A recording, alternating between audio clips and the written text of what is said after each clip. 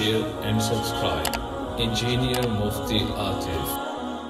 یا بنی آدم قد انزلنا الیکم لباسا یواری سواتکم وریشا ولباس التقوی ذلک خیر ذلک من آیات اللہ لعلہم یذکرون۔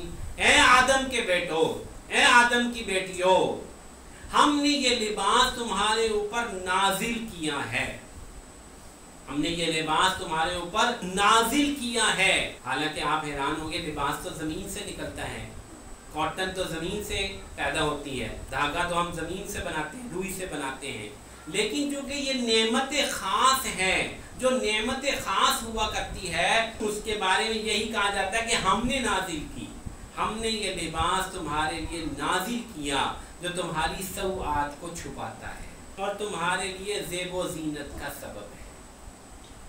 آگے فرمایا یا بنی آدم لا یفتننکم الشیطان کما خرج ابویکم من الجنہ ینزع عنہما لباسہما لیریہما سواتہما۔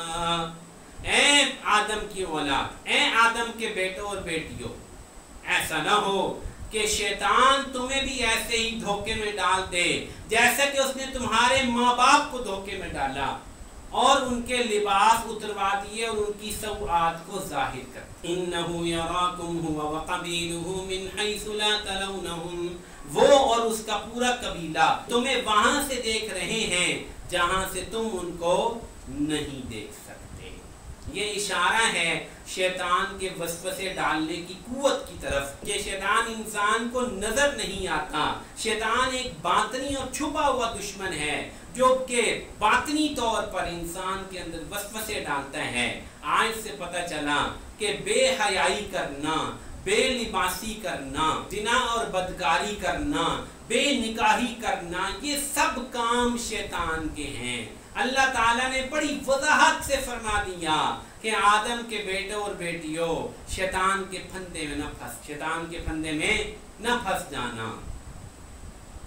آج خدا کی قسم یہ پھندا بہت قوت کے ساتھ ہماری پوری نسل کی طرف بڑھ رہا ہے۔ ہماری اولادوں، ہماری ذریت، ہمارے بچے، ہماری بچیاں، سب کی طرف شیطان کی یہ پھندا، شیطان کا یہ جال یہ بڑھ رہا ہے۔